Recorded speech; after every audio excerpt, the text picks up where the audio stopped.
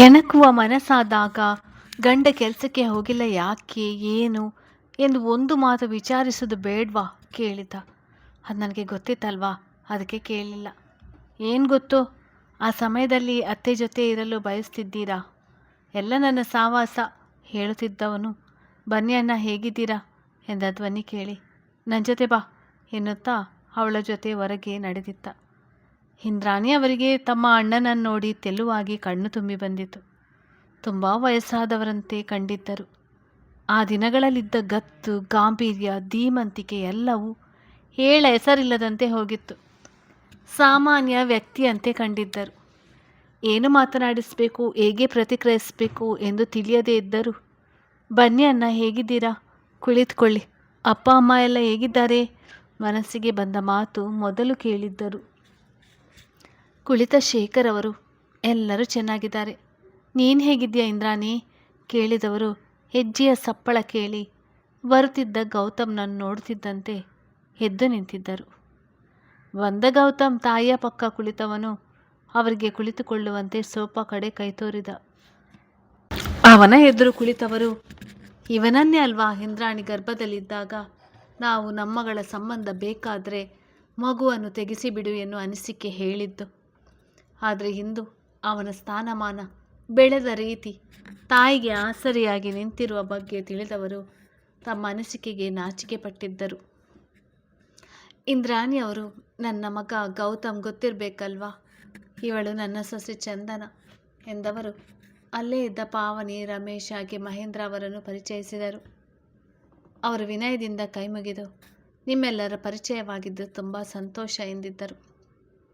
ಬಂದ ಚಿನ್ನಯ್ಯ, ಅಮ್ಮ ಅವರೇ ನಿಮ್ಮ ಅಣ್ಣ ಅವರನ್ನು ಊಟಕ್ಕೆ ಇಳಿಸಿ ಎಂದಿದ್ದರು. ಬೇಗ ಅಡುಗೆ ಮಾಡಿದ್ದ ಕಾರಣ. ಶೇಖರ್ ಅವರು ಪರವಾಗಿಲ್ಲ, ತಡವಾಗಿ ತಿಂಡಿ ತಿಂದದ್ದು ಎಂದಾಗ ಇಂದ್ರಾಣಿ ಅವರು ಚೆನ್ನಯ್ಯ ಕಾಫಿ ತಂದು ಕೊಟ್ಟುಬಿಡಿ ಎಂದಿದ್ದರು. ಇಬ್ಬರು ಏನೂ ಮಾತನಾಡಲು ಆಗದೆ ಪರದಾಡುತ್ತಿದ್ದದನ್ನು ನೋಡಿದ ಗೌತಮ್ ಎದುರು ಕುಳಿತ ವ್ಯಕ್ತಿಯನ್ನು ನೋಡುತ್ತಾ, ಹೇಳಿ, ನನ್ನ ತಾಯಿಯನ್ನು ಈಗ ಭೇಟಿ ಮಾಡಲು ಬಂದ ಉದ್ದೇಶ ನೇರವಾಗಿ ಕೇಳಿದ್ದ. ಅವರು ಗೌತಮ್ ಇರುವುದಿಲ್ಲ, ತಂಗಿ ಜೊತೆ ಮನಸ್ಸು ಬಿಚ್ಚಿ ಮಾತನಾಡಿ ಕಷ್ಟ ಹೇಳಿಕೊಂಡು ಸಹಾಯ ಕೇಳ್ಬೋದು ಎಂದುಕೊಂಡು ಬಂದಿದ್ದವರು ಅವನ ಎದುರು ಮಾತನಾಡಲು ಮುಜುಗರಪಟ್ಟರು. ಇಂದ್ರಾಣಿ ಅವರು, ಅಣ್ಣ ಅದೇನೇ ಇದ್ರೂ ಹೇಳಿ, ಅವನು ನನ್ನ ಮಗ, ನಾನು ಒಪ್ಪಿಗೆ ಕೊಡೋ ಮೊದಲು ನೀವು ಹೇಳಿದ ವಿಷಯ ಅವನೊಂದಿಗೆ ಚರ್ಚಿಸಿ ನಿಮಗೆ ಹೇಳಬೇಕು, ಈಗಲೇ ನೇರವಾಗಿ ಹೇಳಿ ಎಂದಿದ್ದರು. ಆಫೀಸ್ನಲ್ಲಿ ಏನೋ ಸಮಸ್ಯೆಯುಂಟಾಗಿ ನನ್ನ ಮೇಲೆ ಅಪರಾಧ ಬಂದು ಕೆಲಸ ಬಿಡುವಂತಾಗಿ ಬಂತು. ಆದರೆ ಹಿಂದೆ ನಿನ್ನ ಅತ್ತಿಗೆ ಅನಾರೋಗ್ಯ ಲಕ್ಷ ಖರ್ಚಾಯಿತು. ಇನ್ನು ಆಸ್ತಿಯ ವಿಷಯಕ್ಕೆ ಬಂದರೆ ಅಪ್ಪ ಮೊದಲೇ ಹಣ ನೀಡಿದ್ದರು. ಚಿಕ್ಕಪ್ಪನಿಂದ ಯಾವುದೇ ಸಹಿ ಪಡೆಯದೇ ಇದ್ದ ಕಾರಣ ಸಾಕ್ಷಿ ಇಲ್ಲದಕ್ಕೆ ಚಿಕ್ಕಪ್ಪ ಆಸ್ತಿಗಳಲ್ಲಿ ಪಾಲು ಬೇಕು ಎಂದು ಹೇಳಿ ಕೋರ್ಟ್ ಮೆಟ್ಟಿಲು ಹೇರಿದ್ದಾರೆ. ಇನ್ನೂ ಕೇಸ್ ನಡೆಯುತ್ತಿದೆ. ಸಾಲಗಾರರ ಸಮಸ್ಯೆ ಹೆಚ್ಚಾಯಿತು. ಇದ್ದ ಮನೆಯನ್ನು ಮಾರಿ ಬಾಡಿಗೆ ಮನೆಯಲ್ಲಿ ಇದ್ದೆವು. ಅವರಿನ್ನು 2 ದಿನದಲ್ಲಿ ಖಾಲಿ ಮಾಡಿಕೊಡುವಂತೆ ಹೇಳುತ್ತಿದ್ದಾರೆ. ಮೊನ್ನೆ ನಿನ್ನ ಕ್ಲಾಸ್ಮೇಟ್ ರಾಧಿಕಾ ಸಿಕ್ಕಿ ನೀನು ಇಲ್ಲಿ ಇರುವ ಬಗ್ಗೆ ಹೇಳಿದಳು. ಅಂದರೆ ನಿನ್ನ ಮನೆ ಹೇಗೋ ಈಗ ಖಾಲಿ ಇದೆಯಲ್ಲ, ಅದಕ್ಕೆ ನೀನು ಒಪ್ಪಿಕೊಂಡ್ರೆ ನಾವು ಅಲ್ಲಿಗೆ ಶಿಫ್ಟ್ ಆಗುತ್ತೇವೆ ಎಂದಿದ್ದರು. ಇಂದ್ರಾಣಿ ಅವರಿಗೆ ಅಣ್ಣ ಬಂದ ಕಾರಣ ತಿಳಿದಿತ್ತು. ತವರಿನವರು ಸಂಕಷ್ಟದಲ್ಲಿ ಇರುವುದು ತಿಳಿದು ಬೇಸರಗೊಂಡಿದ್ದರು. ಆದರೂ ಗೌತಮ್ ಕಡೆ ನೋಡಿದ್ದರು. ಗೌತಮ್ ನಿಮ್ಮಿಷ್ಟ ಎನ್ನುವಂತಹ ಮುಖಭಾವನೆ ತೋರಿದ. ಸರಿ ಅಣ್ಣ, ನೀವು ಅಲ್ಲಿ ಉಳಿದುಕೊಳ್ಬೋದು, ನನ್ನದೇನು ಅಭ್ಯಂತರ ಇಲ್ಲ ಎಂದಿದ್ದರು. ಶೇಖರ್ ಅವರಿಗೆ ತಾವು ಬಂದ ಕೆಲಸ ಇಷ್ಟು ಸುಲಭವಾಗಿ ಆಗುತ್ತದೆ ಎಂದುಕೊಂಡಿರಲಿಲ್ಲ. ತಮ್ಮ ಸಂತೋಷ ವ್ಯಕ್ತಪಡಿಸಿ ತುಂಬ ಸಹಾಯವಾಯಿತು. ಪ್ರತಿ ತಿಂಗಳು ಬಾಡಿಗೆ ಕಟ್ಟಲು ಕಷ್ಟವಾಗುತ್ತಿತ್ತು. ಮಗಳದು ಎಜುಕೇಷನ್ ಮುಗಿದಿದೆ, ಕೆಲಸಕ್ಕಾಗಿ ಹುಡುಕಾಟ ನಡೆಸ್ತಿದ್ದಾಳೆ. ಅವಳಿಗೆ ಒಂದು ಕೆಲಸ ಸಿಕ್ಕರೆ ನಾವು ಸ್ವಲ್ಪ ಸುಧಾರಿಸಿಕೊಳ್ಬೋದು. ನನ್ನ ಆರೋಗ್ಯ ಕೂಡ ಅಷ್ಟಕ್ಕಷ್ಟೇ, ಹೊರಗೆ ಹೋಗಿ ದುಡಿಯಲು ಆಗುತ್ತಿಲ್ಲ. ಕೇಸ್ ನಮ್ಮ ಕಡೆ ಆಗುವವರೆಗೆ ನಮಗೆ ಸಮಸ್ಯೆ ತಪ್ಪಿದಲ್ಲ ಎಂದಿದ್ದರು.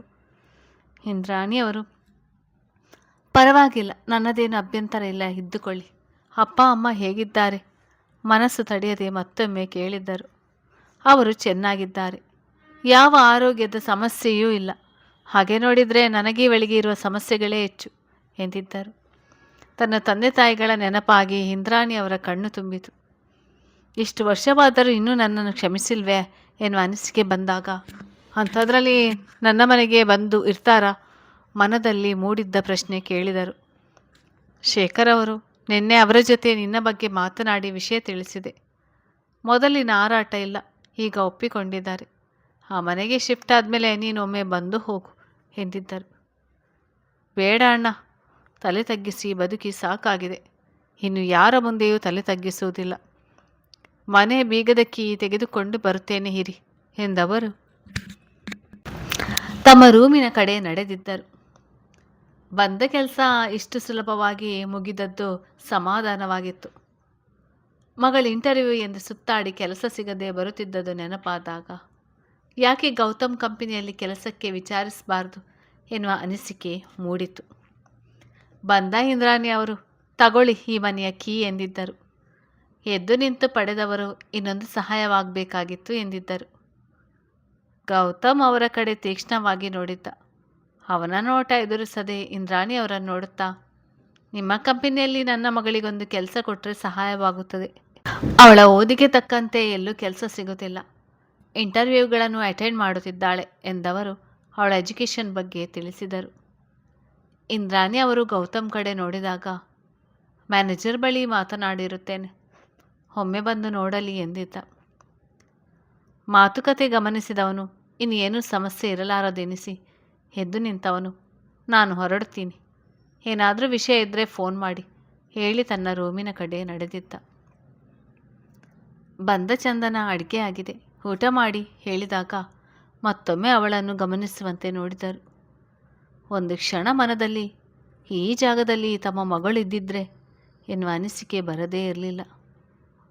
ಇಂದ್ರಾಣಿ ಅವರು ಬಲವಂತ ಮಾಡಿದಾಗ ತಾವು ಬಂದಿದ್ದ ಕೆಲಸ ಆಗಿದ್ದು ಒಂದು ರೀತಿ ನೆಮ್ಮದಿ ಎನಿಸಿ ಎದ್ದು ನಡೆದಿದ್ದರು. ಚಂದನ ರೂಮಿಗೆ ಬಂದು ನೀವು ಊಟ ಮಾಡಿ ಹೋಗಿ ಎಂದಾಗ, ನಾನು ಬೆಂದರೆ ಆ ವ್ಯಕ್ತಿಗೆ ಮುಜುಗರ ಆಗ್ಬೋದು, ನೀನು ಹೋಗು, ಗಮನಿಸು, ಹಸಿವಿಲ್ಲ, ಸಂಜೆ ಬೇಗ ಬರ್ತೀನಿ, ಸ್ವಲ್ಪ ಕೆಲಸ ಇದೆ. ಹೊರಟವಳ ತಡೆದು, ಏನಾದರೂ ಮರೆತಿದ್ದರೆ ಗಮನಿಸಿ ಪೂರೈಸಿ ಹೋಗು ಎಂದಿದ್ದ. ನಗುತ್ತಲೇ ಬಳಿ ಬಂದವಳು ವಿದೆಯ ವಿದ್ಯಾರ್ಥಿಯಂತೆ ಹಿಂದಿನ ದಿನ ಹೇಳಿಕೊಟ್ಟಂತೆ ಗಂಡನಿಗೆ ಬಾಯಿ ಹೇಳಿ ಕಲಿಸಿಕೊಟ್ಟಿದ್ದಳು. ಮನೆಗೆ ಬಂದ ಶೇಖರ್ ತನಗಾಗಿ ಕಾಯುತ್ತಾ ಕುಳಿತಿದ್ದವರಿಗೆ ನಡೆದ ವಿಷಯ ತಿಳಿಸಿದರು. ಎಲ್ಲರ ಮನಸ್ಸಿಗೂ ಕೊಂಚ ನೆಮ್ಮದಿ ಎನಿಸಿತು. ಅವರ ತಂದೆ ತಾಯಿ ಇಂದ್ರಾಣಿ ಹೇಗಿದ್ದಾಳೆ ಎಂದು ವಿಚಾರಿಸಿದರು. ಅವಳಿಗೇನು, ಮಹಾರಾಣಿ ಥರ ಇದ್ದಾಳೆ, ಮಗ ಅಂಗೈಲಿಟ್ಟು ನೋಡಿಕೊಳ್ಳುತ್ತಿದ್ದಾನೆ, ಯಾವ ಯೋಚನೆಗಳು ಇಲ್ಲ ಎಂದಿದ್ದರು. ಅವರ ಮಡದಿಗೆ ಪ್ರತಿ ತಿಂಗಳು ಬಾಡಿಗೆ ಕಟ್ಟುವ ತಲೆನೋವು ಸದ್ಯಕ್ಕೆ ಇಲ್ಲ. ಇನ್ನು ಮಗಳಿಗೆ ಕೆಲಸ ಸಿಕ್ಕರೆ ಮನೆ ಹೇಗೋ ನಡೆಸಿಕೊಂಡು ಹೋಗ್ಬೋದು ಎನ್ನುವ ಅನಿಸಿಕೆ. ನಾದಿನಿಯಿಂದ ಸಹಾಯ ಸಿಕ್ಕರೂ ಮನದ ಅಸೂಯೆ ಕಡಿಮೆ ಆಗಿರಲಿಲ್ಲ. ಶೇಖರ್ ಅವರು ಮಗಳ ಕೆಲಸದ ಬಗ್ಗೆ ಮಾತನಾಡಿರುವುದಾಗಿ ಹೇಳಿ ನಾವು ದುಡುಕಿ ಬಿಟ್ಟೆವು. 1-2 ವರ್ಷ ಮೊದಲೇ ಇಂದ್ರಾಣಿಯನ್ನು ಭೇಟಿ ಮಾಡಿ ಚೆನ್ನಾಗಿಟ್ಟುಕೊಳ್ಬೇಕಾಗಿತ್ತು. ಆಗ ನಮ್ಮ ಹೀರಾಳನ್ನು ಅವಳ ಮಗನಿಗೆ ಕೊಟ್ಟು ಮದುವೆ ಮಾಡಿದರೆ ನಮ್ಮ ಸಮಸ್ಯೆಗಳೆಲ್ಲ ಬಗೆಹರಿಯುತ್ತಿತ್ತು. ಇವಳನ್ನು ಒಳ್ಳೆಯ ಕಡೆ ಸೇರಿಸಿದಂತೆ ಆಗುತ್ತಿತ್ತು ಎಂದವರು ತಾವು ನೋಡಿದ ಗೌತಮ್ ಮನೆಯ ಬಗ್ಗೆ ವರ್ಣಿಸುತ್ತಾ ಕುಳಿತರು. ಅವರ ಮಾತಿಗೆ ಎಲ್ಲರೂ ಮುಖ ಮುಖ ನೋಡಿಕೊಂಡಿದ್ದರು. ಅಲ್ಲೇ ಇದ್ದ ವೀರ, ನಿಮ್ಮದೆಲ್ಲ ಇದೆ ತಾನೆ, ವಿಷಯ ಕೈ ಮೀರುವವರೆಗೂ ಬಿಟ್ಟು ಕೂರುತ್ತೀರಿ, ಸದ್ಯಕ್ಕೆ ಒಂದು ಕೆಲಸ ಸಿಕ್ಕರೆ ಸಾಕು, ಯಾವಾಗ ಬಂದು ನೋಡಲು ಹೇಳಿದ್ದಾರೆ ಕೇಳಿದ್ದಳು. ಶೇಖರ್ ಅವರು, ಅವನು ಆಫೀಸ್ಗೆ ಬಂದು ನೋಡಲು ಹೇಳಿದ್ದಾನೆ, ನೀನು ನೇರ ಮನೆಗೆ ಹೋಗಿಬಿಡು, ಅಲ್ಲೇ ಮಾತುಕತೆ ಮುಗಿಯಲಿ. ಇಂದ್ರಾಣಿ ಕೂಡ ಒಳ್ಳೆ ಪೋಸ್ಟ್ ಕೊಡುವಂತೆ ಒಂದು ಮಾತು ಹೇಳುತ್ತಾಳೆ, ಅಲ್ಲಿಂದಲೇ ಅವನ ಜೊತೆಗೆ ಆಫೀಸ್ಗೆ ಹೋಗ್ಬೋದು ಎಂದಿದ್ದರು. ಅವಳಿಗೂ ಆಫೀಸ್ಗೆ ಹೋಗಿ ಯಾರು ಎನ್ನುವಂತೆ ನಿಂತುಕೊಳ್ಳುವುದಕ್ಕಿಂತ ಮನೆಯಲ್ಲಿ ಹೋಗಿ ನೋಡಿ ಮಾತನಾಡಿ ಬಾಸ್ ಜೊತೆಯಲ್ಲೇ ಹೋದರೆ ಆಫೀಸ್ನಲ್ಲಿ ತನಗೊಂದು ಬೆಲೆ ಇರುತ್ತದೆ ಎಂದುಕೊಂಡವಳು ತಂದೆಯ ಮಾತಿಗೆ ಒಪ್ಪಿಗೆ ನೀಡಿದಳು. ಶೇಖರ್ ಅವರು ನಾಳೆಗೆ ಮನೆ ಖಾಲಿ ಮಾಡಬೇಕು, ಹಿಂದೋಗಿ ಮನೆ ಕ್ಲೀನ್ ಮಾಡಿ ಬಂದು ಬಿಡೋಣ, ಆಟೋ ಕರೆ ತರುತ್ತೇನೆ ಎಂದಾಗ ಎಲ್ಲರೂ ತಮ್ಮ ಒಪ್ಪಿಗೆ ನೀಡಿದ್ದರು. ಅಂದು ಬೆಳಿಗ್ಗೆ ಎಲ್ಲರೂ ಒಟ್ಟಿಗೆ ಸೇರಿದ ಸಮಯದಲ್ಲಿ ರಮೇಶ್, ಗೌತಮ್ ನಾಳೆ ಹೊರಡುತ್ತೇವೆ, ದಿನ ಚೆನ್ನಾಗಿದೆಯಂತೆ ಎಂದಿದ್ದ. ಸರಿ, ಬೇಡ ಎಂದರೂ ಪಾವನಿ ಇಷ್ಟು ಹಠ ಮಾಡುತ್ತಿದ್ದಾಳೆ. ಹಾಗೆ ಅಮ್ಮ ಮುಂದಿನ ಭಾನುವಾರ ಒಳ್ಳೆಯ ದಿನ ಇದೆ ಎಂದು ಶಾಸ್ತ್ರಿಗಳು ಕೇಳಿ ಬಂದಿದ್ದಾರೆ. ಅಂದು ಇಲ್ಲಿಯ ಮನೆಯಲ್ಲಿ ಪೂಜೆ ಇಟ್ಟುಕೊಂಡು ಹಾಲು ಉಕ್ಕಿಸಿಬಿಡಿ, ಇಷ್ಟು ಹತ್ತಿರ ಇದ್ದರೆ ಏನು ಅನಿಸಲ್ಲ ಎಂದಿದ್ದ. ಇಂದ್ರಾಣಿ ಅವರು ಎಲ್ಲರಿಗೂ ಬಟ್ಟೆ ತಂದಿದ್ದರು. ಇನ್ನೂ ಪಾವನಿ ಬ್ಲೌಸ್ ತಂದಿಲ್ಲ, ಇಂದು ಕೊಡ್ತೇನೆಂದು ಹೇಳಿದ್ದಾನೆ. ಸಂಜೆ ವಾಕಿಂಗ್ ಹೋದಾಗೆ ತಂದು ಬಿಡಬೇಕು ಎಂದುಕೊಂಡರು. ಮಹೇಂದ್ರ ಅವರು ಇಂದ್ರನಿಗೆ ಕಣ್ಸನ್ನೆ ಮಾಡಿದ್ದನ್ನು ನೋಡಿದ ಗೌತಮ್ ಅವರ ಕಡೆ ನೋಡಿದ್ದ. ಅವರು ನಾನು ಮಾತನಾಡುವುದಿಲ್ಲ, ನೀವೇ ಮಾತನಾಡಿ ಎನ್ನುವಂತೆ ನೋಡಿದ್ದರು. ಏನೋ ವಿಷಯ ಕೇಳಲು ಹಿಂದೂ ಮುಂದೆ ನೋಡುತ್ತಿದ್ದಾರೆ ಎಂದುಕೊಂಡವನು ಪಕ್ಕದಲ್ಲಿ ಕುಳಿತಿದ್ದವಳ ಕೇಳಿದ, ನಿಂಗೆ ಏನಾದರೂ ಗೊತ್ತಾ ಎಂದು. ಹೇಳಿಕೊಡಿ, ಗೊತ್ತಾಗುತ್ತೆ, ಕಲಿತುಕೊಳ್ಳುತ್ತೇನೆ. ಹೇಳಿದ ಉತ್ತರ ಕೇಳಿ ಹಣೆ ತೀಡಿಕೊಂಡು ಏನಾದರೂ ಹೇಳುವುದಿತ್ತಾ ನೇರವಾಗಿ ತನ್ನ ತಾಯಿಯನ್ನೇ ಕೇಳಿದ್ದ. ಅವರು ತಡವರಿಸುತ್ತಾ ಮಾವ ಅದೇನೋ ಹೇಳಬೇಕೆನ್ನುತ್ತಿದ್ದರು. ಹೇಳಿ ಸುಮ್ಮನಾಗಿದ್ದರು. ಮೊಮ್ಮಗನ ನೋಟಕ್ಕೆ ತಡವರಿಸಿದವರು ಮಹೇಂದ್ರ ಅವರು, ಅದು ನಿನ್ನ ಮಾವ ಫೋನ್ ಮಾಡಿದ್ರು. ಮದುವೆ ಆದ ಮೇಲೆ ಗಂಡ ಹೆಣ್ಣನ್ನು ಕರೆಸಿಕೊಳ್ಳುವ ಶಾಸ್ತ್ರ ಇದೆ. ಇನ್ನು ಚಂದನೆಲ್ಲ ಮಡಿಲಕ್ಕಿ ತುಂಬೋ ಶಾಸ್ತ್ರ ಹಾಗೇ ಉಳಿದಿದೆ. ಅದಕ್ಕೆ ಬಂದು ನಿಮ್ಮಿಬ್ಬರನ್ನು ಕರೆದುಕೊಂಡು ಹೋಗುತ್ತಾರೆ ಎಂದು ಬರಬೇಕು ಎಂದು ಕೇಳುತ್ತಿದ್ದಾರೆ ಎಂದಿದ್ದರು. ಎದ್ದು ನಿಂತ ಗೌತಮ್, ಎಲ್ಲ ಶಾಸ್ತ್ರಗಳು ಮುಗಿದಾಯಿತು. ಅವಳು ನಮ್ಮ ಮನೆಗೆ ಬಂದಾಯಿತು, ಅಲ್ಲಿಗೆ ಎಲ್ಲ ಮುಗಿಯಿತು. ಇನ್ನೆಂದೂ ಆ ಮನೆಗೆ ಅವಳನ್ನು ಕಳಿಸುವುದಿಲ್ಲ ಹೇಳಿ ತನ್ನ ರೂಮಿನ ಕಡೆ ನಡೆದಿದ್ದ. ಸುಮ್ಮನೆ ಉಳಿದ ಚಂದನಗೆ ಅಷ್ಟೇನು ಅಚ್ಚರಿ ಆಗಲಿಲ್ಲ. ತನ್ನ ತಂದೆಯನ್ನು ಇನ್ನೂ ಅವರು ಕ್ಷಮಿಸಿಲ್ಲ ಎನ್ನುವುದು ತಿಳಿದಿದ್ದು ಇದೇ ಉತ್ತರ ಬರಬಹುದೆನ್ನುವ ನಿರೀಕ್ಷೆ ಇತ್ತು. ಆದರೆ ಒಪ್ಪಿಸಲು ಪ್ರಯತ್ನ ಪಡುವುದರಲ್ಲಿ ತಪ್ಪಿಲ್ಲವಲ್ಲ ಎನ್ನುವ ಅನಿಸಿಕೆ. ಕೆಲ ಸಮಯದ ನಂತರ ರೂಮಿಗೆ ಬಂದವಳು ಏನೂ ಹೇಳದೆ ಒಂದೆಡೆ ನಿಂತು ಬೆರಳಿನ ಉಂಗುರ ತೆಗೆದು ಹಾಕಲು ಶುರು ಮಾಡಿದಾಗ ಅರ್ಥ ಮಾಡಿಕೊಂಡವನು, ಈ ವಿಷಯ ನಮ್ಮಿಬ್ಬರ ನಡುವೆ ಬೇಕಾ ಕೇಳಿದ್ದ. ಬೇಡ ಎಂದರೆ ಹೇಗೆ? ರಕ್ತ ಸಂಬಂಧ, ನಾನು ಅವರ ಮಗಳು, ಅದು ನನ್ನ ಮನೆ, ಪೂರ್ಣವಾಗಿ ಒಂದೇ ಬಾರಿ ತೊರೆದು ಬಿಡು ಎಂದರೆ? ಆಗಲೇ ಅವಳ ಕಣ್ಣು ತುಂಬಿತು. ನೋಡದಾದವನು ಬಳಿ ಬಂದು, ನಿನಗೆ ನನ್ನ ಮನಸ್ಥಿತಿ ಅರ್ಥ ಆಗ್ತಿಲ್ವಾ ಕೇಳಿದ್ದ. ನಿಮಗೆ ಇಷ್ಟ ಇಲ್ಲ ಎಂದರೆ ಬೇಡ, ಆದರೆ ಅವರ ಮನಸ್ಸಿಗೆ ನೋವಾಗದಂತೆ ಯಾವ ಕಾರಣ ಹೇಳುವುದೆಂದು ತಿಳಿಯುತ್ತಿಲ್ಲ. ನೀವ್ಯಾರು ಕಾರಣ ಹೇಳುವುದು ಬೇಕಾಗಿಲ್ಲ, ಅವರಿಗೆ ಕಾರಣ ತಿಳಿದಿರುತ್ತದೆ. ಅದು ನಾನೇ ಎಂದು ಹೆಚ್ಚಾಗಿ ಯೋಚಿಸಬೇಡ, ಆರಾಮವಾಗಿ ಇರು. ನಿನ್ನನ್ನು ಹೀಗೆ ನೋಡಿದರೆ ನನಗೆ ಆಗೋಲ್ಲ.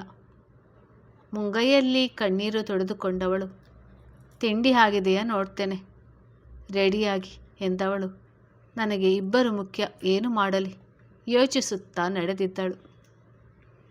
ಗೌತಮ್ ಒಂದು ಕ್ಷಣ ಮನದಲ್ಲಿ ಬಂದ ಆಲೋಚನೆಯನ್ನು ಮೆಟ್ಟಿ ನಿಂತಿದ್ದ. ಕೃಷ್ಣ ಪ್ರಸಾದ್ ಅವರ ಮಾತುಗಳು ಮುಖ ನೆನಪಾದಾಗ ತಿರುಗಿ ಹೊರಡಲು ನೋಡಿದವಳ ಕೈ ಹಿಡಿದು ಬಳಿ ಬಂದು ಬಳಸಿದವನು, ಅದೊಂದು ಬಿಟ್ಟು ಬೇರೆ ಏನಾದರೂ ಕೇಳು, ನಡೆಸಿಕೊಡ್ತೇನೆ. ನನಗೆ ನಿನ್ನ ಸಂತೋಷ ಕೂಡ ಮುಖ್ಯ. ನೀನು ಹೀಗಿದ್ದರೆ ನಿಜವಾಗಿ ನನಗೆ ಕಷ್ಟ ಆಗುತ್ತೆ ಎಂದಿದ್ದ. ಏನು ಬೇಡ, ಬಯಸಿದೆಲ್ಲ ಸಿಕ್ಕಿದೆ ಹೇಳಿ ನೋಟ ತಪ್ಪಿಸಿ ಹೊರಬಂದ ಚಂದನ. ಮಧ್ಯಾಹ್ನ ಅಪ್ಪ ಅಮ್ಮ ಫೋನ್ ಮಾಡ್ತಾರೆ. ಅವ್ರಿಗೇನು ಹೇಳೋದು? ಅಪ್ಪಾಜಿಗೆ ಕೋಪ ಬಂದರೆ ಕಷ್ಟ. ಇವರು ಅರ್ಥ ಮಾಡಿಕೊಳ್ಳುತ್ತಿಲ್ಲ. ತನ್ನದೇ ಗೊಂದಲದಲ್ಲಿ ಮುಳುಗಿದ್ದಳು. ತಿಂಡಿಗೆ ಕುಳಿತಿದ್ದ ಗೌತಮ್ ಹೆಂಡತಿಯ ಅನ್ಯಮನಸ್ಕತೆ ಗಮನಿಸಿ, ಅಷ್ಟೊಂದು ಯೋಚಿಸೋದು ಏನಿದೆ, ತಿಂತೀಯಾ ನಾನೇ ತಿನ್ನಿಸುವುದಾ ಕೇಳಿದ್ದ. ತಿಂತೀನಿ, ಏನೋ ಯೋಚಿಸ್ತಿದ್ದೆ ಹೇಳಿ ಗಮನ ಕೊಟ್ಟಿದ್ದಳು. ಮಹೇಂದ್ರ ಅವರು ಮತ್ತೊಮ್ಮೆ ವಿಷಯ ಪ್ರಸ್ತಾಪಿಸೋಣ ಎಂದುಕೊಂಡರು. ಸಂಜೆ ಕೆಲಸದಿಂದ ಬಂದ ಮೇಲೆ ಮಾತನಾಡೋಣ, ಇವನಿಗೆ ಅರ್ಥ ಮಾಡಿಸಬೇಕು. ಆ ಮಗುಗೆ ತವರು ಮನೆ ಆಸೆ ಬಿಟ್ಟು ಬಿಡು ಎಂದರೆ ಹೇಗೆ? ಅಲ್ಲದೆ ಕೃಷ್ಣ ಪ್ರಸಾದ್ ಇದನ್ನೇ ದೊಡ್ಡದು ಮಾಡಿದರೆ ಕಷ್ಟ. ಎರಡು ಮನೆಗಳ ನಡುವಿನ ಸಾಮರಸ್ಯ ಹಾಳಾಗುತ್ತದೆ ಎಂದುಕೊಂಡಿದ್ದರು. ಹಿತಮಿತವಾದ ಮಾತುಗಳು, ತಂಪಾದ ವಾತಾವರಣ, ಹಾದಿಯ ತುಂಟಾಟ ಕೇಳುತ್ತಾ ಪರಿಸ್ಥಿತಿ ಒಂದು ಹಂತಕ್ಕೆ ಬಂದಿತ್ತು. ವಾಚ್ಮ್ಯಾನ್ ಕರೆ ಮಾಡಿದಾಗ ಮಾತನಾಡಿದ ಇಂದ್ರಾಣಿಯವರು ಒಳಗೆ ಕಳುಹಿಸು ಎಂದಿದ್ದರು. ಗೇಟಿನ ಒಳಗೆ ಬಂದ ಈರ ಅಷ್ಟು ದೂರದಲ್ಲಿ ಕಾಣುತ್ತಿದ್ದ ಮನೆಯನ್ನು ಕಣ್ಣರಳಿಸಿ ನೋಡಿ ಹಾಗೆ ತನ್ನ ಅಕ್ಕಪಕ್ಕದಲ್ಲಿ ಬೆಳೆದು ನಿಂತಿದ್ದ ಸುಂದರ ಹೂಗಿಡಗಳ ನೋಡುತ್ತಾ ನಡೆದಿದ್ದಳು. ಮನೆಯ ಬಾಗಿಲಿಗೆ ಬರುವ ವೇಳೆಗೆ ಇಂದ್ರಾಣಿಯವರು ಎದುರಿಗೆ ಬಂದಿದ್ದರು. ಎಷ್ಟೇ ಆದರೂ ತವರು ಮನೆಯ ಕುಡಿ ಎಂದು ವಾತ್ಸಲ್ಯ ಮೂಡಿತು. ಮನೆಯಲ್ಲಿ ಆಲ್ಬಮ್ ನೋಡಿದ್ದ ಕಾರಣ ಇಂದ್ರಾಣಿ ಅವರನ್ನು ಗುರುತು ಹಿಡಿದಿದ್ದಳು. ಅತ್ತೆ ಅದು ಆಫೀಸ್ನಲ್ಲಿ ಯಾರನ್ನು ಭೇಟಿಯಾಗಬೇಕು ಎಂದು ತಿಳಿಯಲಿಲ್ಲ. ಅದಕ್ಕೆ ಅಪ್ಪ ಮನೆಗೆ ಹೋಗಿ ಒಮ್ಮೆ ಮಾತನಾಡು ಎಂದರು. ಬಳಿ ಬಂದವಳು ಕೇಳಿದಳು. ಇಂದ್ರಾಣಿಯವರು, ಒಳ್ಳೆಯದಾಯಿತು ಬಾ, ಗೌತಮ್ ಇನ್ನು ಮನೆಯಲ್ಲೇ ಇದ್ದಾನೆ ಹೇಳಿ ಒಳಗೆ ಕರೆದುಕೊಂಡು ಬಂದವರು ಹಾಲಿನಲ್ಲಿ ಸೇರಿದ ಎಲ್ಲರಿಗೂ ಪರಿಚಯ ಮಾಡಿಕೊಟ್ಟಿದ್ದರು. ತನ್ನ ಅಣ್ಣನ ಮಗಳು ಎಂದು. ಗೌತಮ್ನನ್ನು ನೋಡುತ್ತಲೇ ತಂದೆಯ ಮಾತು ನೆನಪಾಗಿ, ಹೌದಾ, ಎಂಥ ಅವಕಾಶ ಕೈತಪ್ಪಿ ಹೋಯಿತು ಎಂದುಕೊಂಡವಳ ನೋಟ ಅಲ್ಲೇ ಇದ್ದ ಚಂದಣ್ಣನ ಕಡೆಗೆ ಹರಿದಿತ್ತು. ಅತ್ತೆ ಮಗ ನನಗೆ ಸಿಗಬೇಕಾಗಿದ್ದ ಅದೃಷ್ಟ ಇವಳ ಪಾಲಾಗಿದೆ. ಸದ್ಯಕ್ಕೆ ಕೆಲಸ ಸಿಕ್ಕರೆ ಸಾಕು ಎಂದುಕೊಂಡವಳು ತನ್ನ ರೆಸ್ಯೂಮ್ ಗೌತಮ್ ಮುಂದೆ ಹಿಡಿದಿದ್ದಳು. ಒಮ್ಮೆ ತೆರೆದು ನೋಡಿದವನು ಮ್ಯಾನೇಜರ್ ಬಳಿ ಮಾತನಾಡುತ್ತೇನೆ, ಆಫೀಸ್ಗೆ ಹೋಗಿ ಅವರನ್ನು ನೋಡಿ ಎಂದಿದ್ದ. ಮತ್ತೆ ಹೊರಡುತ್ತೇನೆ ಎಂದವಳನ್ನು ತಡೆದ ಇಂದ್ರಾಣಿಯವರು ತಿಂಡಿ ತಿಂದು ಹೋಗು ಎಂದಿದ್ದರು. ಅದೆಲ್ಲ ಆಗಿದೆ ಎನ್ನುತ್ತಿದ್ದಂತೆ, ಕಾಫಿ ಜ್ಯೂಸ್ ಏನಾದರೂ ಕುಡಿದು ಹೋಗು, ಮೊದಲ ಬಾರಿ ಬಂದಿದ್ಯಾ ಎಂದವರು ಚಿನ್ನಯ್ಯನಿಗೆ ಹೇಳಿದ್ದರು. ಅಲ್ಲೇ ಇದ್ದ ಮಹೇಂದ್ರ ಅವರು, ಗೌತಮ್ ಹೇಗೋ ಆಫೀಸ್ಗೆ ಹೋಗ್ತಿದ್ದಾನೆ, ನೀನು ಅವನ ಜೊತೆ ಹೋಗಿಬಿಡು ಎಂದಿದ್ದರು. ಗೌತಮ್, ನನಗೆ ಬೇರೆ ಕೆಲಸ ಇದೆ, ಸೈಟ್ ಬಳಿ ಹೋಗುತ್ತೇನೆ, ಅವ್ರ ಆಫೀಸ್ಗೆ ಹೋಗಲಿ ಹೇಳಿ ತನ್ನ ಕೋಣೆಗೆ ಕಡೆಗೆ ನಡೆದಿದ್ದ. ಚಂದನ ಅವನ ಮುಖ್ಯ ಅಗತ್ಯವಿರುವ ವಸ್ತುಗಳನ್ನೆಲ್ಲ ಒಂದೆಡೆ ಜೋಡಿಸಿದ್ದಳು. ಕ್ಷಣದಲ್ಲಿ ತಯಾರಾದವನು ಏನೂ ಮಾತನಾಡದೆ ಸುಮ್ಮನೆ ನಿಂತ ಮಡದಿಯನ್ನು ನೋಡಿ, ಏನಾದರೂ ಹೇಳೋದಿತ್ತಾ ಕೇಳಿದ. ಏನೂ ಇಲ್ಲ, ಆಫೀಸ್ಗೆ ಹೋಗಬೇಕು, ಅರ್ಜೆಂಟ್ ಕೆಲಸ ಇದೆ ಎನ್ನುತ್ತಿದ್ರಿ, ಹೀರಾ ಅವರನ್ನು ಹಾಗೆ ಡ್ರಾಪ್ ಮಾಡಿದರೆ ಆಗುತ್ತಿತ್ತು ಎಂದಿದ್ದಳು. ಒಂಟಿ ಹುಡುಗಿ ಅಷ್ಟು ದೂರ ಹೋಗಬೇಕು, ಕಾರಿನಲ್ಲಿ ಹೇಗೋ ಜಾಗ ಇರುತ್ತದಲ್ಲ ಎಂದುಕೊಂಡು. ಗೌತಮ್, ನಿನಗೆ ಅದೆಲ್ಲ ಅರ್ಥವಾಗುವುದಿಲ್ಲ. ಅನಾವಶ್ಯಕ ಸಮಸ್ಯೆಗಳನ್ನು ಮೈ ಮೇಲೆ ಎಳೆದುಕೊಳ್ಬಾರ್ದು. ಯಾರ್ಯಾರು ಎಲ್ಲೆಲ್ಲಿ ಇರಬೇಕು ಅಲ್ಲಿದ್ದರೆ ಚೆನ್ನ. ನಂಬಿಕೆ ಇದೆ ಎಂದ ಮಾತ್ರಕ್ಕೆ ಹೇಗೆಂದರೆ ಹಾಗೆ ನಡೆದುಕೊಂಡು ಅದನ್ನು ಕಳೆದುಕೊಳ್ಳುವ ಸ್ಥಿತಿಗೆ ಬರುವ ಮೊದಲು ಇರುವ ನಂಬಿಕೆ ಧಕ್ಕೆಯಾಗದಂತೆ ಉಳಿಸಿಕೊಳ್ಳಲು ಪ್ರಯತ್ನಿಸಬೇಕು ಹೇಳಿ ಕೈಗೆ ವಾಚ್ ಕಟ್ಟುತ್ತಾ ಕನ್ನಡಿಯಲ್ಲಿ ತನ್ನ ಪ್ರತಿಬಿಂಬ ನೋಡಿಕೊಂಡಿದ್ದ. ಕನ್ನಡಿ ಮುಂದೆ ಮೊದಲೆಲ್ಲ ಹೆಚ್ಚು ಸಮಯ ತೆಗೆದುಕೊಂಡದು ನೆನಪಾಗಲಿಲ್ಲ. ಚಂದನಗೆ ಅವನ ಮಾತುಗಳು ಅರ್ಥವಾಗಲಿಲ್ಲ. ಬಳಿ ಬಂದವನು ಬಳಸಿ, ನೀನು ಹೀಗಿರಬೇಡ, ಮುಖ ಹೀಗಿಟ್ಟುಕೊಂಡು ಕಳಿಸಿಕೊಟ್ಟರೆ ನಾನಲ್ಲಿ ಕೆಲಸ ಮಾಡಲಾಗೋದಿಲ್ಲ, ಗಮನ ಆಲೋಚನೆ ಎಲ್ಲ ಈ ಕಡೆಗೆ ಇರುತ್ತದೆ ಹೇಳಿದಾಗ ಚಂದನ ಕಿರುನಗು ಬೀರಿದವಳು ಎಂದಿನಂತೆ ಕೆಲಸಕ್ಕೆ ಹೋಗುವ ಗಂಡನಿಗೆ ಸರಿಯಾಗಿ ಬಾಯಿ ಹೇಳಿದ ನಂತರ ಗೌತಮ್ ಗಾಢವಾಗಿ ಅವಳ ಕೆನ್ನೆಗೆ ಚುಂಬಿಸಿದವನು ಇನ್ನು ಸ್ವಲ್ಪ ಇಂಪ್ರೂವ್ಮೆಂಟ್ ಆಗಬೇಕು ಹೇಳಿ ಕೆನ್ನೆ ತಟ್ಟಿ ಹೊರಗೆ ನಡೆದಿದ್ದ. ಗೌತಮ್ ಮನೆಯವರಿಗೆ ತಿಳಿಸಿ ಹೊರಟಾಗ ಹೀರಾ ಕೂಡ ಎಲ್ಲರಿಗೂ ತಿಳಿಸಿ ಹೊರಗೆ ನಡೆದಿದ್ದಳು. ಚಂದನ ಹೇಗೋ ಆಫೀಸ್ಗೆ ಹೋಗುತ್ತಿದ್ರು, ಡ್ರಾಪ್ ಮಾಡಿದರೆ ಆಗ್ತಿತ್ತು, ಯಾಕೆ ಬೇಡ ಎಂದರು. ಕೆಲವು ಕ್ಷಣಗಳು ಯೋಚಿಸಿದರೂ ಹೆಚ್ಚಾಗಿ ಭಾವಿಸಲಿಲ್ಲ. ತನಗಿಂತ ಮೊದಲೇ ಆಫೀಸ್ನಲ್ಲಿದ್ದ ಗೌತಮ್ನ ನೋಡಿದ ಹೀರಾ ನನ್ನ ಜೊತೆಯಲ್ಲಿ ಕರೆತಂದಿದ್ರೆ ಆಗ್ತಿತ್ತು, ಬೇರೆ ಕೆಲಸ ಇದೆ ಎಂದು ಮನೆಯವರ ಎದುರು ಹೇಳಿದ್ದು ಯಾಕೆ, ನಾನೇನೋ ಭಾರ ಆಗ್ತಿದ್ನಾ ಎಂದುಕೊಂಡವಳು ಮ್ಯಾನೇಜರ್ ಜೊತೆ ಮಾತನಾಡಿ ತನ್ನ ಕೆಲಸ ಕನ್ಫರ್ಮ್ ಆಗುತ್ತಲೇ ಸ್ಯಾಲರಿ ಬಗ್ಗೆ ತಿಳಿದು ನೆಮ್ಮದಿಯ ನಿಟ್ಟುಸಿರು ಬಿಟ್ಟಿದ್ದಳು. 10 ಸುಮಾರಿಗೆ ಮತ್ತೆ ಕೃಷ್ಣ ಪ್ರಸಾದ್ ಅವರಿಂದ ಕರೆ ಬಂದಾಗ ಮಾವ ಸೊಸೆ ಮುಖ ನೋಡಿಕೊಂಡಿದ್ದರು. ಕೊನೆಗೆ ಮಹೇಂದ್ರ ಅವರೇ ಕರೆ ಸ್ವೀಕರಿಸಿ ಹೇಳಿ ಹೇಗಿದ್ದೀರಾ ಎಂದಿದ್ದರು. ಕೃಷ್ಣ ಪ್ರಸಾದ್ ಅವರು, ಚೆನ್ನಾಗಿದ್ದೇನೆ, ಅಲ್ಲಿಯೆಲ್ಲ ಚೆನ್ನಾಗಿದ್ದಾರಾ, ಅದೇ ಹಳಿಯ ಮಗಳನ್ನು ಕರೆದುಕೊಂಡು ಹೋಗಲು ಎಂದು ಬರುವುದೆಂದು ಹೇಳಲು ಕರೆ ಮಾಡಿದ್ದೆವು ಎಂದಿದ್ದರು. ಮಹೇಂದ್ರ ಅವರು, ಅದು ಮನೆದೇವರ ದರ್ಶನ ಮಾಡಿ ಬರಬೇಕಾಗಿತ್ತು, ನಾವಿನ್ನೂ ಗೊಂದಲದಲ್ಲೇ ಇದ್ದೀವಿ, ಯಾವಾಗ ಹೋಗಿ ಬರುವುದೆಂದು, ಈಗಾಗಲೇ ತುಂಬ ತಡವಾಗಿದೆ, ಗೌತಮ್ ಕೆಲಸದಿಂದ ಬಿಡುವು ಸಿಗಬೇಕಲ್ವ, ಅವನೊಂದಿಗೆ ಮಾತನಾಡಿ ಹೇಳುತ್ತೇನೆ ಎಂದಿದ್ದರು ಆ ಕ್ಷಣ ತಪ್ಪಿಸಿಕೊಳ್ಳುವ ಸಲುವಾಗಿ. ಹೀಗಂದರೆ ಹೇಗೆ ರಾಯರೇ, ಈಗಾಗಲೇ ಕರೆದುಕೊಂಡು ಬರಬೇಕಾಗಿತ್ತು, ಒಮ್ಮೆ ಮಾತನಾಡಿ ದಿನ ನಿಶ್ಚಯಿಸಿ. ಯಾಕೋ ಮನಸ್ಸಿಗೆ ಸಮಾಧಾನ ಇಲ್ಲ, ನಮಗೂ ಮಗಳನ್ನು ನೋಡಬೇಕು ಎನಿಸ್ತಿದೆ ಎಂದಿದ್ದರು. ಅದಕ್ಕೇನಂತೆ, ಬಂದು ಮಗಳನ್ನು ನೋಡಿಕೊಂಡು ಹೋಗಿ. ಹಾಗಲ್ಲ, ಶಾಸ್ತ್ರನೂ ಆಗುತ್ತದೆ. ಹಾಗೆ ಚಂದನಳನ್ನು 1 ವಾರ ಇರಿಸಿಕೊಂಡ ಆಗುತ್ತದೆ ಎಂದಾಗ ಮಹೇಂದ್ರ ಅವರಿಗೆ ಏನು ಉತ್ತರಿಸಬೇಕೆಂದು ತಿಳಿಯಲಿಲ್ಲ. ಗೌತಮ್ ಇದಕ್ಕೆ ಒಪ್ಪುವನೇ? ವಿಷಯ ದೊಡ್ಡ ಮಟ್ಟದ ಮನಸ್ತಾಪಕ್ಕೆ ತಿರುಗದೇ ಇದ್ದರೆ ಸಾಕು ಎಂದುಕೊಂಡವನು. ನೋಡಿ, ಚಂದನ ಬಂದಳು, ಮಾತನಾಡಿ ಎನ್ನುತ್ತಾ ಬಂದವಳ ಕೈಗೆ ಮೊಬೈಲ್ ಕೊಟ್ಟು ಸಮಾಧಾನಿಸಿಕೊಳ್ಳುವಂತೆ ಕುಳಿತಿದ್ದರು. ಹೇಳಿ ಅಪ್ಪಾಜಿ, ಹೇಗಿದ್ದೀರಾ?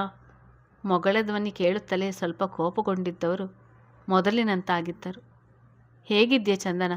ಏನು ತೊಂದರೆ ಇಲ್ಲ ತಾನೆ? ಎಷ್ಟು ಬಾರಿ ಕೇಳಿ ಉತ್ತರ ಪಡೆದರೂ ಅವರಿಗೆ ಸಮಾಧಾನ ಎನ್ನುವುದು ಇರುತ್ತಿರಲಿಲ್ಲ. ತುಂಬ ಚೆನ್ನಾಗಿದ್ದೀನಿ. ನನ್ನ ಬಗ್ಗೆ ನೀವ್ಯಾರು ಯೋಚನೆ ಮಾಡಬೇಡಿ. ಅತ್ತೆ, ತಾತ, ಇವರು, ಪಾವನಿ ಅತ್ತಿಗೆ, ಚಿನ್ನಯ್ಯ ಎಲ್ಲ ತುಂಬ ಚೆನ್ನಾಗಿ ನೋಡಿಕೊಳ್ಳುತ್ತಿದ್ದಾರೆ. ಮತ್ತು ನಾವು ಯಾವಾಗ ಬಂದು ನಿಮ್ಮನ್ನು ಕರೆದುಕೊಂಡು ಬರುವುದು? ಮನೆಯವರು ನಿನ್ನ ಗಂಡನ ಜೊತೆ ಮಾತನಾಡಲು ಎದುರುತ್ತಿರಬಹುದು. ನೀನೇ ಮಾತನಾಡು ಎಂದಾಗ ಕೆಲ ಕ್ಷಣ ಸುಮ್ಮನೆ ಉಳಿದವಳು ಮತ್ತೆ ಅವರ ಧ್ವನಿ ಕೇಳಿ ಸಮಯ ನೋಡಿ ಮಾತನಾಡುತ್ತೇನೆ ಎಂದಿದ್ದಳು. ಇದರಲ್ಲಿ ಸಮಯ ನೋಡೋದು ಏನು ಬಂತು? ನನಗೆ ಯಾವಾಗ ಬಂದು ನಿನ್ನ ನೋಡ್ತೀನೋ ಎನಿಸಿಬಿಟ್ಟಿದೆ. ಬಂದ ನಂತರ ಕೆಲ ದಿನಗಳಾದರೂ ಇದ್ದು ಹೋಗು ಎಂದಾಗ ಚಂದನ ಏನು ಉತ್ತರ ಹೇಳಬೇಕು ಅಂತ ತಿಳಿಯದೆ ಅತ್ತೆ ಕೈಗೆ ಕೊಡ್ತೀನಿ ನೋಡಿ ಹೇಳಿ ಅಲ್ಲೇ ಇದ್ದ ಇಂದ್ರಾಣಿಯವರ ಕೈಗೆ ಕೊಟ್ಟು ಸುಮ್ಮನೆ ಕುಳಿತು ಬಿಟ್ಟಳು. ಮಹೇಂದ್ರ ಅವರಿಗೆ ಅವಳ ಮುಖ ನೋಡಿ ಪರಿಸ್ಥಿತಿ ಅರ್ಥವಾಗಿತ್ತು. ಇಂದ್ರಾಣಿ ಅವರ ಜೊತೆ ಹೆಚ್ಚು ಮಾತನಾಡದೆ, ಕೃಷ್ಣ ಪ್ರಸಾದ್ ಅವರು ಹೇಗಿದ್ದೀರಾ? ಆದಷ್ಟು ಬೇಗ ಮಗನ ಜೊತೆ ಮಾತನಾಡಿ ಕಳುಹಿಸಿಕೊಡಿ. ನಾವು ಯಾವಾಗ ಬರಬೇಕು ಎಂದು ಹೇಳಿದರೆ ಬಂದು ಗಂಡು ಹೆಣ್ಣನ್ನು ಕರೆದುಕೊಂಡು ಬರುತ್ತೇವೆ ಎಂದಿದ್ದರು. ಇಂದ್ರಾಣಿ ಅವರು ಮೊಬೈಲ್ ತೆಗೆದುಕೊಳ್ಳುವಂತೆ ಮಹೇಂದ್ರ ಅವರ ಕಡೆ ನೋಡಿದ್ದರು. ಅವರ ಸನ್ನೆಯಲ್ಲಿ ಬೇಡ ಬೇಡ ನೀನೇ ಮಾತನಾಡಿ ಬಿಡು ಎನ್ನುವಂತೆ ಹೇಳಿದಾಗ ಆದಷ್ಟು ಬೇಗ ತಿಳಿಸುತ್ತೇನೆ ಎಂದಿದ್ದರು. ಕೃಷ್ಣ ಪ್ರಸಾದ್ ಅವರೇ ಸರಿ, ಮತ್ತೊಮ್ಮೆ ಕರೆ ಮಾಡುತ್ತೇನೆ, ಬೇಗ ನಿರ್ಧರಿಸಿ ಹೇಳಿ ಕರೆ ತುಂಡರಿಸಿ ಬಿಟ್ಟರು. ಮೂವರು ಸಮಾಧಾನದ ಉಸಿರು ಬಿಟ್ಟ ಅವರು ಮುಂದೇನು ಮಾಡುವುದು, ಗೌತಮ್ ಬಳಿ ಹೇಗೆ ವಿಷಯ ತಿಳಿಸಿ ಅರ್ಥ ಮಾಡಿಸಿ ಒಪ್ಪಿಸುವುದು ಎನ್ನುವಂತೆ ಬಾಯಿ ಬಿಟ್ಟು ಮಾತನಾಡದೇ ಇದ್ದರೂ ಕಣ್ಣ ಸನ್ನೆಗಳಲ್ಲಿ ಕೇಳಿಕೊಂಡಿದ್ದರು. ವಿಮಲಾ ಅವರು ಏನಂತೆ, ಮಗಳು ಅಳಿಯನನ್ನು ಕರೆದುಕೊಂಡು ಬರಲು ಯಾವಾಗ ಹೋಗುವುದು ಹೇಳುತ್ತಾ ಕಾಫಿ ಕಪ್ ತಂದು ಗಂಡನ ಕೈಗೆ ಕೊಟ್ಟವರು ಅಲ್ಲೇ ಕುಳಿತರು. ದೊಡ್ಡ ಜನರ ಸಹವಾಸವೇ ಇಷ್ಟು. ಅದಕ್ಕೆ ನಾನು ಹೆದರಿದ್ದು. ಒಬ್ಬರು ಸರಿಯಾಗಿ ಉತ್ತರ ಹೇಳುತ್ತಿಲ್ಲ. ಇನ್ನು ನಿನ್ನ ಅಳಿಯ ಅನ್ನಿಸಿಕೊಂಡಿರುವ ಮಹಾಶಯ ಮದುವೆ ಮನೆಯಲ್ಲಿ ಊಟ ಕೂಡ ಮಾಡದೆ ನಾನು ಮಾಡಿದ ಖರ್ಚನ್ನು ಚೆಕ್ ಬರೆದು ಕೊಟ್ಟು ನನ್ನ ಮಗಳನ್ನು ಕರೆದುಕೊಂಡಲ್ಲಿ ಹೋಗಲು ನೋಡಿದ. ಅಂದಿನಿಂದ ಮನಸ್ಸಿಗೆ ಯಾಕೋ ಸಮಾಧಾನವಿಲ್ಲ. ಒಮ್ಮೊಮ್ಮೆ ಮದುವೆಗೆ ಒಪ್ಪಿ ತಪ್ಪು ಮಾಡಿಬಿಟ್ಟೇನೆ ಎನಿಸ್ತಿದೆ. ಆದರೆ ಚಂದನ ಅವನಿಲ್ಲದೆ ಪ್ರಾಣ ಕಳೆದುಕೊಳ್ಳಲು ಹೋಗಿದ್ದು ನೆನಪಿಸಿಕೊಂಡರೆ ನಡೆದದ್ದೇ ಸರಿ ಎನಿಸಿದರು ಎಷ್ಟು ಸರಿ ಎನ್ನುವ ಪ್ರಶ್ನೆ ಕಾಡುತ್ತದೆ ಎಂದಿದ್ದರು. ವಿಮಲಾ ಅವರು ನೋಡಿ, ನಿಹಾರ್ ಎಷ್ಟು ಒಳ್ಳೆಯವನು, ಅವನ ಕುಟುಂಬ ಎಷ್ಟು ಒಳ್ಳೆಯದೆಂದುಕೊಂಡು ಎಲ್ಲ ವಿಚಾರಿಸಿ ಆಯ್ಕೆ ಮಾಡಿದ್ದೆವು. ಆದರೆ ನಂತರ ತಿಳಿದ ಸತ್ಯ ನಮಗೆ ಜೀರ್ಣಿಸಿಕೊಳ್ಳಲು ಆಗಲಿಲ್ಲ. ಅಂಥವನನ್ನು ನಮ್ಮ ಮಗಳು ಮದುವೆಯಾಗಿದ್ದರೆ ಏನು ಗತಿ? ಜೀವನ ಪೂರ್ತಿ ಕಣ್ಣೀರಿನಲ್ಲಿ ಕೈ ತೊಳೆಯಬೇಕಾಗಿತ್ತು. ಇವಳು ಮೊದಲೇ ಅಂಥ ಚುರುಕಿನ ಹುಡುಗಿಯಲ್ಲ. ಅವನು ಹೊರಗೆ ಸಿಕ್ಕ ಹೆಂಗಸರ ಜೊತೆ ಸಂಬಂಧ ಇಟ್ಟುಕೊಂಡು ಇವಳು ಮೆದು ಸ್ವಭಾವ ಎಂದು ಕಾಲಕಸವಾಗಿ ಕಂಡಿದ್ದರೆ ಏನು ಮಾಡಬೇಕಾಗಿತ್ತು? ದೇವರ ದಯೆ, ಒಳ್ಳೆ ಕುಟುಂಬ ಸಿಕ್ಕಿದೆ, ಒಳ್ಳೆ ಜನಗಳು. ಚಂದನ ಅಲ್ಲಿ ನೆಮ್ಮದಿಯಾಗಿ ಸಂತೋಷವಾಗಿರುತ್ತಾಳೆ ಎನ್ನುವ ನಂಬಿಕೆ ಇದೆ. ಇದಕ್ಕಿಂತ ಇನ್ನೇನು ಬೇಕು? ಜೋಡಿ ಕೂಡ ಹೇಳಿ ಮಾಡಿಸಿದ ಜೋಡಿ ಆಗಿದೆ. ಸಾಲದಕ್ಕೆ ನಮ್ಮ ಸಂಬಂಧಿಕರಲ್ಲಿ ಅಷ್ಟು ಶ್ರೀಮಂತರ ಮನೆಗೆ ಯಾರೂ ಹೆಣ್ಣನ್ನು ಕೊಟ್ಟಿಲ್ಲ. ಹಾಗೆ ಇನ್ನೊಂದು ವಿಷಯ ಹೇಳಬೇಕಾಗಿತ್ತು ಎಂದಿದ್ದರು. ಏನದು? ಯಾಕೆ ಒಂದು ರೀತಿ ಇದೆಯಾ ಕೇಳಿದರು. ಅದು ನಿಹಾರ್ ತಾಯಿ ಫೋನ್ ಮಾಡಿದ್ರು. ಹುಡುಗಿಗೆ ಮಾಂಗಲ್ಯ ಚೈನ್, ಓಲೆ, ಜಿಮ್ಕಿ ಕೊಡಿಸಿದ್ರಲ್ಲ, ಅದನ್ನು ಕೇಳುತ್ತಿದ್ದಾರೆ. ಹಾಗೆ ಅವರು ಕೊಡಿಸಿದ್ದ ರೇಷ್ಮೆ ಸೀರೆಗಳು, ಬಟ್ಟೆಗಳನ್ನೆಲ್ಲ ತಿರುಗಿಸಿ ಕೊಡಬೇಕಂತೆ ಎಂದಿದ್ದರು. ಈಗ ಬರಿಯಲ್ಲಿ ಅದನ್ನು ಮರೆತು ಬಿಟ್ಟಿದ್ದೆವು. ಅವರು ಕೇಳಿದ್ದು ಒಳ್ಳೆಯದೇ ಆಯಿತು. ಯಾರಿಗೆ ಬೇಕು ಅವರ ಋಣ? ಹಾಗೆ ನೋಡಿದರೆ ಅವರಿಗಿಂತ ಹೆಚ್ಚಾಗಿ ನಮ್ಮ ಮನೆಯ ಚಿನ್ನವೇ ಅವರ ಕಡೆ ಹೆಚ್ಚಾಗಿ ಇದೆ. ಕತ್ತಿನ ಚೈನು, ಬ್ರೆಸ್ಲೈಟ್, ಉಂಗುರ ಎಲ್ಲ ಅವರ ಬಳಿಯೇ ಉಳಿದು ಬಿಟ್ಟಿದೆ. ಅವರೇನು ನಮಗೆ ನಾವು ಕೊಡಿಸಿದ ಬಟ್ಟೆ ಕೊಡುವುದು ಬೇಡ, ಚಿನ್ನ ಕೊಟ್ಟರೆ ಸಾಕು. ಇನ್ನು ಆಸ್ಪತ್ರೆಯಲ್ಲೇ ಇದ್ದಾರೆ ಎನ್ನುತ್ತಿದ್ದ ನಂದು. ನಿನ್ನೆ ಆಸ್ಪತ್ರೆ ಬಳಿ ಅವನ ತಾತನನ್ನು ನೋಡಿದನಂತೆ. ಹೋಗಿ ಅವರು ಕೊಟ್ಟಿರುವ ಒಡವೆ ಬಟ್ಟೆ ಎಲ್ಲ ಕೊಟ್ಟು ನಮ್ಮ ಚಿನ್ನ ತರುತ್ತೇನೆ. ಎಲ್ಲ ಸೀರೆ ಬಟ್ಟೆಗಳನ್ನು ಒಂದು ಬ್ಯಾಗ್ಗೆ ಹಾಕಿಕೊಡು. ಡ್ಯೂಟಿಯಿಂದ ಬಂದ ಮೇಲೆ ಸಂಜೆ ಹೋಗಿ ಕೊಟ್ಟು ಬರ್ತೇನೆ ಎಂದವರಿಗೆ ಹೆಂಡತಿ ಹೇಳಿದ ಮಾತುಗಳು ಸತ್ಯ ಎನಿಸಿತು. ಗೌತಮ್ಗೆ ಕೆಲಸಗಳ ನಡುವೆ ಮಂಕಾಗಿದ್ದ ಚಂದನಳ ಮುಖ ನೆನಪಾಗಿತ್ತು. ಹಣೆಗೆ ಕೈ ಹೊತ್ತಿ ಕುಳಿತು ಬಿಟ್ಟ. ಇದೊಂದು ವಿಷಯದಲ್ಲಿ ಅವಳನ್ನು ಹೇಗೆ ಚೆನ್ನಾಗಿ ನೋಡಿಕೊಳ್ಳಲಿ? ಮರೆತು ಅವಳು ಸಂತೋಷದಿಂದ ಇರಲು ಸಾಧ್ಯವೇ? ಯೋಚಿಸುತ್ತಲೇ ಕರೆ ಮಾಡಿದ್ದ. ಏನು ಮಾಡ್ತಾ ಇದ್ದೀಯಾ ಕೇಳಿದ್ದ. ಧ್ವನಿ ಬೇಡವೆಂದರೂ ಗಡುಸಾಗಿತ್ತು. ತನ್ನ ಮನೆಯವರ ನೆನೆದು ಅವಳು ಮಂಕಾಗಿರುವುದು ಸಹಿಸಿಕೊಳ್ಳಲು ಸಾಧ್ಯವಿಲ್ಲ ಎನಿಸಿದಾಗ ಅದೇ ಯೋಚನೆ ಮಾಡ್ತಾ ಇದ್ದೆ, ಏನು ಮಾಡಬೇಕು ಅಂತ. ಸುಮ್ಮನೆ ಕುಳಿತರೆ ಬೇಡದ್ದೆಲ್ಲ ಇಚ್ಛಿಸ್ತೀಯಾ? ಇನ್ನು ಸ್ನೇಹಿತೆಗೆ ಫೋನ್ ಮಾಡಿ ಕರೆಸಿಕೊಳ್ಬಹುದಲ್ವಾ? ನಿನ್ನೆ ಫೋನ್ ಮಾಡಿದೆ, ಇಂದು ಮಧ್ಯಾಹ್ನ ಬರ್ತೀನಿ ಎಂದು ಹೇಳಿದಾಳೆ. ಮತ್ತೆ ನೀವೇ ಹೇಳಿ. ಎಲ್ಲ ನಾನೇ ಹೇಳ್ತಾ ಇದ್ರೆ ನೀನು ಹೇಳೋದು ಯಾವಾಗ? ನಾನು ಏನಾದರೂ ಹೇಳಿದರೆ ನಿಮಗೆ ಕೋಪ ಬರಬಹುದೇನೋ ಎಂದು. ನಾನು ಯಾವಾಗ ನಿನ್ನ ಬಳಿ ಕೋಪ ಮಾಡಿಕೊಂಡಿದ್ದೇನೆ? ನಿನ್ನ ಬಳಿ ತಾಳ್ಮೆಯಿಂದ ಇದ್ದಷ್ಟು ಯಾರ ಬಳಿಯೂ ಇದ್ದದ್ದು ಇಲ್ಲ. ಮತ್ತೆ ಟ್ಯಾಬ್ಲೆಟ್ಸ್ ತಗೊಂಡ್ಯಾ? ತಗೊಂಡೆ, ನಾಳೆಗೆ ಖಾಲಿಯಾಗುತ್ತೆ. ಅಂದರೆ ನಾಳೆಗೆ ಹುಷಾರಾಗ್ತೀಯಾ ಅಂತ ಅರ್ಥನಾ? ಗೊತ್ತಿಲ್ಲ, ಹುಷಾರಾಗಿ ಇದ್ದೀನಿ ಅನಿಸುತ್ತೆ. ನಾಳೆ ಒಮ್ಮೆ ಡಾಕ್ಟರನ್ನು ಕನ್ಸಲ್ಟ್ ಮಾಡಿ ಕೇಳೋಣ. ಸರಿ, ನಿಮ್ಮಿಷ್ಟ. ರಾತ್ರಿ ಊಟಕ್ಕೆ ಹೊರಗಡೆ ಹೋಗೋಣ. ಸರಿ, ನಿಮ್ಮಿಷ್ಟ. ಎಲ್ಲ ವಿಷಯಕ್ಕೂ ಹೀಗೆ ಹೇಳ್ತೀಯಾ ನಿಮ್ಮಿಷ್ಟ ಅಂತ? ನಾನು ಯಾವಾಗ ನಿಮಗೆ ವಿರೋಧವಾಗಿ ಹೇಳಿದ್ದೇನೆ? ಮನಸ್ಸಿನಿಂದ ಬರುವ ಭಾವನೆ ನಿಮ್ಮೆಲ್ಲ ಮಾತುಗಳಿಗೂ ಒಪ್ಪಿಗೆ ಕೊಡಬೇಕು ಎನ್ನುವುದು. ನಾನು ಕೂಡ ಅಷ್ಟೇ. ನಿನ್ನ ಮೇಲೆ ಯಾವತ್ತೂ ನಿನಗೆ ಬೇಡದ ಒತ್ತಡ ತಂದಿಲ್ಲ. ಹೆಚ್ಚು ಕಡಿಮೆ ನಿನ್ನೆಲ್ಲ ಮಾತುಗಳನ್ನು ಒಪ್ಪಿದ್ದೇನೆ. ತಂದೆಯ ಮಾತುಗಳು ನೆನಪಾದಾಗ ಒಂದು ಮಾತು ಒಪ್ಪಿಬಿಡಿ. ಇನ್ಯಾವತ್ತೂ ನಿಮ್ಮ ಬಳಿ ಬೇರೆ ಏನನ್ನು ಕೇಳಲ್ಲ. ನೀನು ಹೇಳೋದು ನೋಡಿದರೆ ನಿನ್ನೆಲ್ಲ ಅನಿಸಿಕೆ ಅಭಿಪ್ರಾಯಗಳನ್ನು ತಿರಸ್ಕರಿಸ್ತೇನೆ ಎನ್ನುವಂತೆ ಇದೆ. ಅದೇನು ಹೇಳು ಮೊದಲು. ನಡೆಸಿಕೊಡ್ತೀನಿ ಎಂದು ಒಪ್ಪಿಕೊಳ್ಳಿ, ನಂತರ ಹೇಳ್ತೇನೆ. ಅಂಥದ್ದು ಏನಿದೆ ಇವಳ ತಲೆಯಲ್ಲಿ ನಾನು ನಿರಾಕರಿಸುವಂಥದ್ದು? ಯೋಚಿಸುತ್ತಲೇ ಪರವಾಗಿಲ್ಲ ಹೇಳು. ನಿನ್ನ ಸಂತೋಷವನ್ನು ಬೇಡ ಎನ್ನುವ ಕೆಟ್ಟ ಮನಸ್ಸಿಲ್ಲ ಹೇಳಿದ. ಧೈರ್ಯ ಮಾಡಿದ ಚಂದನ, ಅಪ್ಪಾಜಿ ಅಮ್ಮ ಕರೆಯುತ್ತಿದ್ದಾರೆ, ಒಮ್ಮೆ ಹೋಗಿ ಬಂದು ಬಿಡೋಣ. ದಯವಿಟ್ಟು ಒಪ್ಪಿಕೊಳ್ಳಿ. ಈ ವಿಷಯದ ಬಗ್ಗೆ ನಮ್ಮಿಬ್ಬರ ನಡುವೆ ಚರ್ಚೆ ಬೇಡ ಎಂದಿದ್ದರು. ಮುಂದೆ ನಡೆಯಬಹುದಾದ ಮನಸ್ತಾಪ ನೆನೆದು ಕೇಳಿದ್ದಳು. ಕತೆ ಮುಂದುವರಿಯುತ್ತದೆ. ಕತೆಗೊಂದು ಲೈಕ್ ಕೊಡಿ. ಹಾಗೆ ಚಾನಲನ್ನು ಯಾರೆಲ್ಲ ಸಬ್ಸ್ಕ್ರೈಬ್ ಮಾಡಲಿಲ್ಲ ಅವರು ದಯವಿಟ್ಟು ನನ್ನ ಚಾನಲನ್ನು ಸಬ್ಸ್ಕ್ರೈಬ್ ಮಾಡಿ. ನೋಡೋಣ, ಹೀರಾ, ನಿಹಾರ್, ಸೋಹಾನ ಎಲ್ಲ ಸೇರಿ ಗೌತಮ್ನ ಜೀವನ ಹಾಳು ಮಾಡ್ತಾರ ಅಂತ ನೋಡೋಣ.